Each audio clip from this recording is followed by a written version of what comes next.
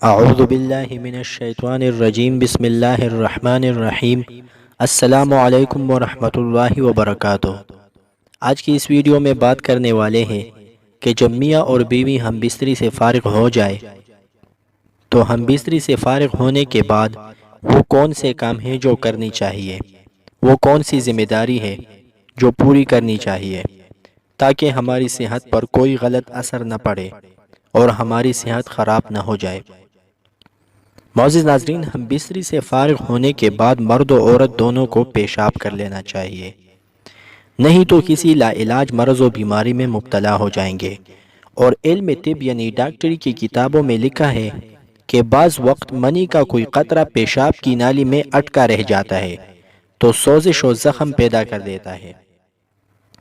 صحبت و قربت اور ہم بستری کے بعد اپنے عضو یعنی اندام خصوصی کو دھو لینا چاہیے، اس سے بدن تندرست رہتا ہے، لیکن ہم بستری کے فوراً بعد ٹھنڈے پانی سے نہ دھوئے کیونکہ اس طرح بخار آ جانے کا خطرہ ہے۔